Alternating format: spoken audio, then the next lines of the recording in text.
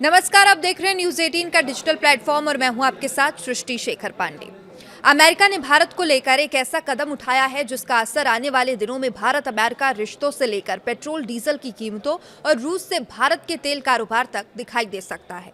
अमेरिकी सीनेट ने रूस से तेल और गैस खरीदने वाले देशों पर 100% तक टैरिफ लगाने का एक अहम बिल 86-11 के भारी बहुमत से पास कर दिया है और इस बिल के दायरे में भारत का नाम भी शामिल है। लेकिन सबसे इंपॉर्टेंट बात यह है कि अभी ये कानून नहीं बना है। इससे पहले अमेरिकी संसद के निचले सदन यानी कि हाउस ऑफ रिप्रेजेंटेटिव्स में मंजूरी लेनी होगी और इसके बाद राष्ट्रपति डोनाल्ड ट्रंप की मंजूरी जरूरी होगी।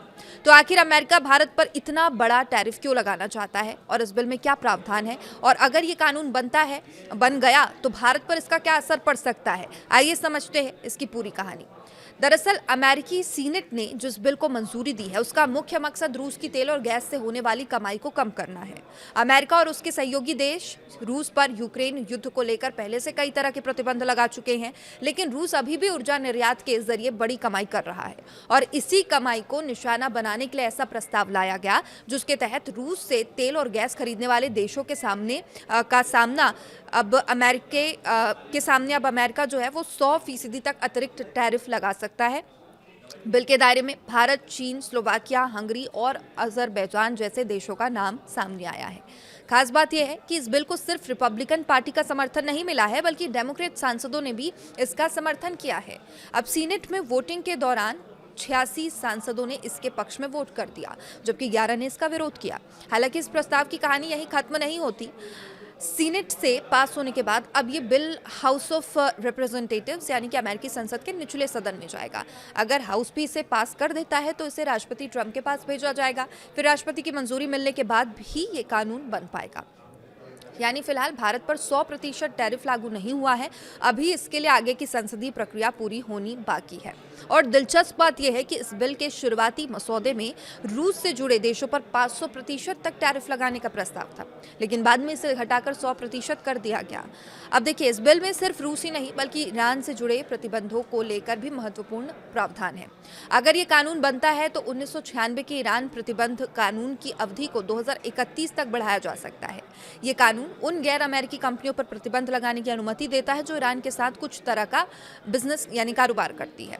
अब इसके अलावा अमेरिकी राष्ट्रपति को रूस से अमेरिका आने वाले सामान पर 500% तक टैरिफ लगाने का अधिकार भी मिल सकता है। यह अधिकार 5 साल तक लागू रहने का प्रस्ताव है। यानी यह सिर्फ एक सामान्य ट्रेड बिल नहीं है बल्कि रूस और ईरान पर आर्थिक दबाव बढ़ाने की एक बड़ी रणनीति का हिस्सा है। तो आखिर भारत क्यों अमेरिका के निशाने पर है, ये भी सबसे बड़ा सवाल है। भारत का नाम इस बिल में आखिर क्यों आया? भारत रूस से बड़ी मात्रा में कच्चा तेल खरीदता है। दिए गए आंकड़ों के मुताबिक जून 2026 में भारत ने रूस से रिकॉर्ड 26.1 लाख बैरल प्रतिदिन कच्चा तेल खरीदा है। प्रतिदिन कच्चा तेल खरीदा गया है इतना। अब भारत के कुल तेल आयात का करीब 52.4% ये हिस्सा है, यानी कि 50% से भी ज्यादा, आधे से ज्यादा तेल रूस से खरीदा गया है भारत के द्वारा। यानी भारत में आयात होने वाले हर 2 बैरल कच्चे तेल में से 1 से ज्यादा बैरल रूस से आया है। अब मई की तुलना में जून में रूस में भारत के तेल आयात में करीब 39% की बढ़ोतरी भी दर्ज की गई। इस वजह से रूस लगातार भारत का सबसे बड़ा तेल सप्लायर बना हुआ है। अमेरिका की चिंता यही है कि रूस से तेल खरीदने वाले देश उसकी ऊर्जा कमाई को बनाए रखने में मदद कर रहे हैं। अब यूरोप को इससे राहत दी गई है। इस प्रस्ताव में सभी देशों के लिए नियम एक जैसे नहीं है। कुछ यूरोपीय जो देश हैं उनको प्रस्तावित 100% टैरिफ से छूट देने की बात कही गई है। अब बिल के तहत ऐसे देशों को राहत मिल सकती है जो रूस से उसकी कुल गैस निर्यात का 15% से कम हिस्सा खरीदते हैं और साथ ही रूस पर अपनी ऊर्जा निर्भरता कम करने की दिशा में कदम भी उठा रहे हैं। और इसी वजह से करीब 15 यूरोपीय देशों को प्रस्तावित टैरिफ में छूट दे दी गई है। डेमोक्रेट सीनेटर रिचर्ड ब्लूमेंथल ने कहा कि ये बिल यूरोपीय सहयोगियों को निशाना बनाने के लिए नहीं है। इसका मकसद उन देशों पर दबाव बनाना है जो अभी भी रूस के तेल कारोबार को बड़ी आर्थिक मदद दे रहे हैं, जैसे कि भारत उनमें से एक है। अब रूस पर व्यापक दबाव इससे पड़ेगा। इस बिल में रूस के ऊर्जा उद्योग के अलावा उसके वित्तीय संस्थानों, रक्षा उद्योग, कारोबारियों और राष्ट्रपति व्लादिमीर पुतिन से जुड़े लोगों पर भी प्रतिबंधों का प्रस्ताव है। यानी अमेरिका रूस की अर्थव्यवस्था के उन हिस्सों को एक साथ निशाना बनाना चाहता है जिनमें रूस को युद्ध के लिए आर्थिक ताकत मिलती है। तो देखिए, भारत पर संभावित इसका बड़ा असर हो सकता है। सवाल यही है कि अगर ये कानून बन जाता है तो भारत पर क्या इसका असर पड़ेगा। सबसे बड़ा असर भारत अमेरिका व्यापार पर पड़ सकता है। अगर भारत से अमेरिका जाने वाले जो सामान है उस पर भारी अतिरिक्त टैरिफ लगाया जाता है तो भारतीय निर्यातकों की लागत बढ़ सकती है और अमेरिकी बाजार में भारतीय उत्पादों की प्रतिस्पर्धात्मकता प्रभावित हो सकती है। यानी कि जो कंपटीशन है मार्केट में भारतीय प्रोडक्ट्स को लेकर, इंडियन प्रोडक्ट्स को लेकर, उसमें असर देखने को मिलेगा। दूसरी तरफ भारत के लिए रूस से सस्ता तेल खरीदना ऊर्जा सुरक्षा और आयात बिल के लिहाज से महत्वपूर्ण रहा है। इसलिए भारत के सामने एक मुश्किल संतुलन की स्थिति पैदा हो सकती है। एक तरफ रूस से ऊर्जा खरीदने की ज़रूरत, तो दूसरी तरफ अमेरिका के साथ मजबूत व्यापारिक संबंध।